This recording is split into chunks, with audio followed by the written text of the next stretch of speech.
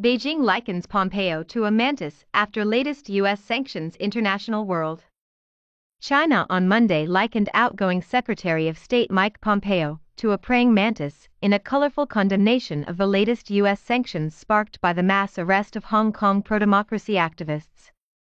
Pompeo, one of the Trump administration's most vociferous China hawks, has spent his final days in office unveiling a host of measures targeting Beijing ahead of Wednesday's inauguration of President-elect Joe Biden. Among them was fresh sanctions on 6 officials, including Hong Kong's sole representative to China's top lawmaking body, in response to the recent arrest of 55 democracy activists under a new security law. Hong Kong's development from chaos to stability is unstoppable, Beijing's Hong Kong and Macau Affairs Office said in its first response to the sanctions on Monday. People like Pompeo are nothing but laughable praying mantises, who are trying in vain to stop the rolling wheels of history. The metaphor stems from an old Chinese idiom that describes futility, in which a mantis tries to stop a chariot with its legs.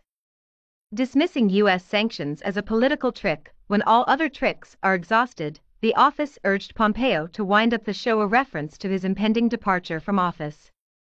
On Saturday, the Hong Kong government slammed the sanctions as insane, shameless, and despicable, one of a host of recent statements from the business hub's authorities that channel the rhetoric used by the authoritarian mainland. Hong Kong was convulsed by 7 months of huge and often violent democracy protests in 2019.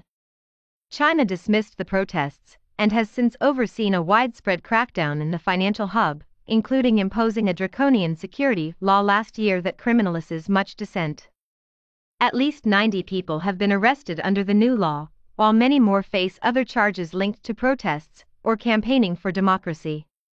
China says it has restored stability, while critics argue Beijing has shredded its promise that Hong Kong would maintain key liberties and autonomy when it was handed back by Britain. The U.S. had previously imposed sanctions over the crackdown, including against city leader Carrie Lam, who later acknowledged that she has had to rely on cash and can no longer hold a bank account.